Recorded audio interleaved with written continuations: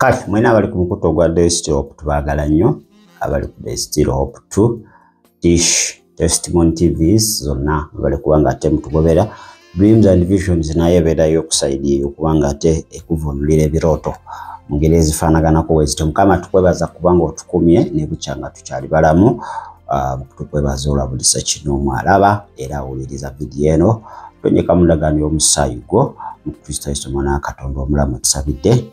Amina era amina. Kale nakozomeza 28 omwezi gwa 5 gwa 4 omwaka 2025 mwebale nnyo kubanga mutulaba yonna gye muwangalira.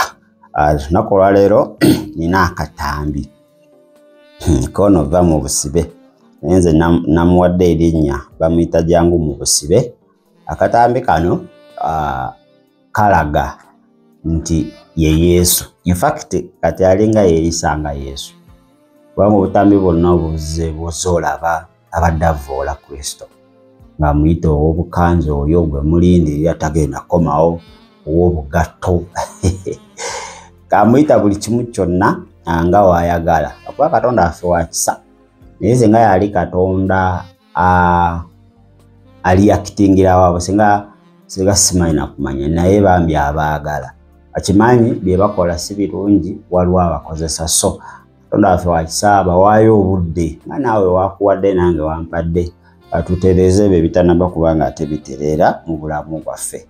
Naye waati kubanga Bayibuli egamba Katonda tasanyukira mubi kubanga afiiridde mu bibi bye era ayagala abantu bonna okulokoka n'okutegeerera ddala amazima nga ye Kristo Yesu. So ekisa kye bwe baba bagamba his mercies endures forever. Ekisa kye kya lubeerera era tumwebaliza ku lwekyo singa ffe yatumalawo dda tumunyiiza buli lunaku.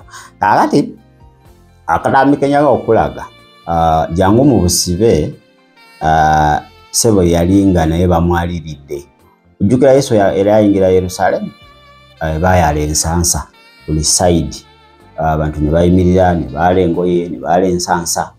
So Jangu mu busibe bye yatandise kyennyunju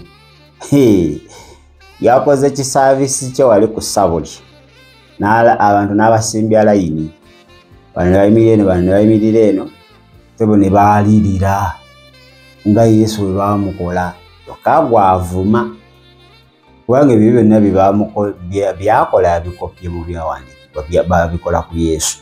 Tewaliwe tulaba Sitaani nga bamwaliridde andi kubanga Yesu tamukkiririzaamu. Tewaliwe baayalirira Sitaani n'ayitawo byonna abikopa ku Yesu kyokka gwaddako gwavolonga. Kati kankuwa akatambi ako olabe onaani Jangu mu busibe ate nga bamwalirira ssebo ye nga yeefudde mwana wa Katonda. Yembibise ate mulowooza Ssennyonjo kafuuse Yesu yabadde abulako mbalaasi abantu bagiyita ndogo yabadde abulawo Katonda ke Yesu kirabika naye ayinza okuba ye Yesu w'omulembe yalagidde abantu ne baalira engoye ku ttaka n'azirinnyako bamuyita mununuzi kamala byonna nkoma n'antawetwa pologoma ya Yuda pologoma ya Uganda omulabi nalozolaba abantu baagina tulina ekkanisa ng'eri eyo ntuufu eri ku mazima ng'erina abantu nga 12 nerengera Sitaani alina almost kyalo kiramba. So byebiro bye tulimu nti amazima abantu bagenda bakyawo abantu bagalira ddala mazima bantu bagala bulimba. Ekkanisa entuufu temuli bantu lezi bino ebisabosabo bino ebyo bangi nnyo kubanga kanisa entuufu bagenda kukwogerako amazima ate g'otayagala bagenda kugaa kino kireke kino kireke kino kireke ate g'owulabye ebikunyumira kati nga lwaki todduke n'ogenda eyo gye bagenda okuweeweeta bakusiga akazigo. Sitaani is not all about bintu byolina. Sitaani is all about inner person. Ekyo ekiri munda kyayagala okutta ayagala okutakati buli bakugambe amazima agalongoosa ekiri mundaamu Sitaani ng'agamba ovaawo. Baawo tewalina abantu gola mulimu abantu basatu bali mulimu abantu 10 kanisa ntuufu kanisa entuufu esookubeeramu abantu 10 ng'odduka ng'ogenda okitegeera. So kankuwa ekyawandiikibwa kino yatukisome ffenna otegeere.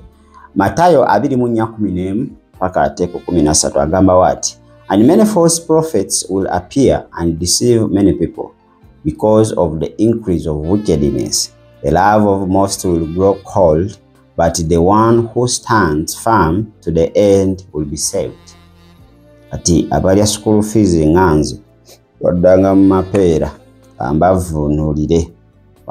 Gambye wati nti bannabbi b'obulimba balijja era balirimba abantu bangi kubanga obubi bulyeyongera n'okwagala kw'abangi kuliwola. Naye oyo aliyimirira aka ku nkomerero alirokolebwa. Bane nkusabira nga nange neesabira Mukama atuyambe tuyimirire paka ku lunaku olusembayo. Si byangu by the way. Manyoso okumala emyaka 2 mu bulokozi. Ogwabirimu ogumu n'oseerera oba n'oddirira ate n'ofiirwa mu ogwo kwennyini. So kiruma kuba kati gino emyaka emirala gyonna 2 weeresezza buli kimu ensogirese eraba. So Kama atuyambe by the grace of God ffe bennyini tetusobola naye Mukama ajja tuyamba. So bannabbi b'obulimba bagenda kweyongera era bangi be bagenda okulimba kyoba nti mumulaba abantu bajjudde alina abantu bayitirivu era Bayibuli ekugambye nti n'obubi bugenda kweyongera. Kikyotala basaazi abantu kati abantu emitima jjo janjaba. People are not easy. Namukyakye mwenyini people are not easy. N'okwagala kw'abangi kuliwola. Bayibuli eyogera ku kwagala okw'abangi okuliwola teyogera ku b'ensi, eyogera mu kanisa. Abantu kati mu kanisa okwagala kwawola dda. Abo bava ne mu kanisa baddayo wadde ewaka gye bali kubanga brother yamunyiiza, sister yamunyiiza, pastor yamunyiiza n'agwa n'addayo. Naye ekibuuzo wakkiriza ani? Oba wakkiriza Kristo pastor manya nti ne Sitaani asobola omukozesa. Brother Sitaani asobola omukozesa. Tali perfect, is not an angel. Olaba Sitaani yalimba bamalayika n'asuula kimu kyakusatu kale ate omuntu okitegera. So njagala otegeera okuba n'olwali nti obulokozi wabuzimba ku Kristo gwe musingi, tewabuzimbira ku muntu yenna. Oyo omuntu yakuyamba oba gwe walabirako okulokoka ye Katonda amukozesa. Saa yonna asobola okuddira, asobola okusesetuka, asobola okwogera ekigambo ekikoofendinga ne Kristo tanaba koofendingako. So obanga bava mu kyaki oli waka saba Mukama akolage ekkanisa entuufu kuba byawandiikibwa bigamba tetulekangayo okuŋŋaana ng'ab'edda. Sikukaka nti genda mu kanisa kuba n'amakanisa amafere mangi naye nga oli ewaka weeyongere toddirira, todda waka ate n'oddirira. Weeyongere okumanya Katonda, kusoma Bayibuli, okusaba, okusiba nga ogamba Mukama ndagaawe nina okukuweerereza. Mukama ajja kukulaga. Naye bino ebiro bye tulimu bifu bibi bisembayo.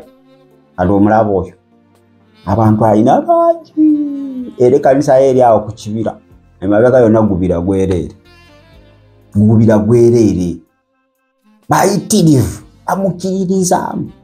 Kyokka ekkanisa entuufu ziri eri ziri empute obutebe bwereere mulimu abantu 5-6.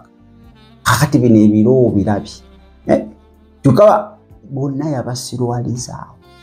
Kati wuuyo atandise okuba nga bamusinza nga Kristo. Bannabbi b'obulimba bali babangi ate si yo yekka asossera asembayo bagenda kujja nga bayitirivu. Tubalabe bangi waliwo gwe muto olaba amawulire oweeruweeru yeeyitanga nze Kristo yennyini. Kirira mu Western tulina abantu be basinza nga bakatonda ab'obusobozi. Wano mu East tulina Dawudi. Okitegera? So bangi nnyo. balikola empire zaabwe, people are making their own empires. Naye nkusabira nga nange neesabira onywerere ku kigambo kya Katonda, otunulire ku Kristo gwe wakkiriza, kubanga abantu bagenda kukola ebintu bingi ebigoba abantu, ebijja abantu mu kukkiriza, ebiziyiza abantu okujja mu kukkiriza, kubanga osanga abatannaba kulokoka bulungi, abatannaba kunywera, abatannaba kusimba mizi mirandira mu kukkiriza batwalibwa. Ate osanga abatannaba kulokoka ku jjeeno nabo baziyizibwa okuba nga bajja. Kakati gwe ategedde amazima nyweza, Pawulo kyagamba nti nyweza ekyo ky'olina kireme kukutwalibwako, nyweza engula eyo ereme kukuggyibwako, akakatono k'olina kanyweze sitani aleme kukatwala, kuba waakatwala oba owedde.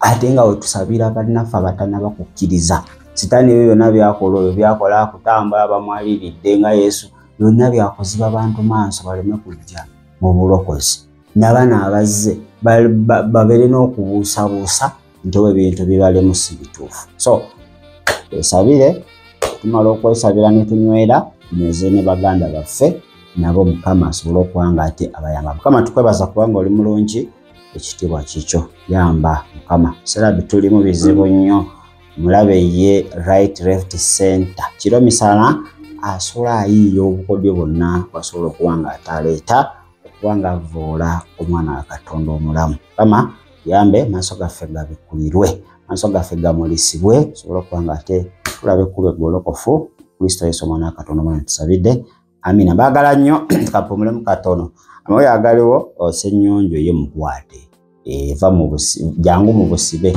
bamukutte, era ali ku Uganda Police. Ebigambo byazayogera mbatwala abantu mu kibira naku 12 afuna abaana n'obugagga. Tamba kutujja kakuwa bagazo nakolonji bere bulungi atera mweraba.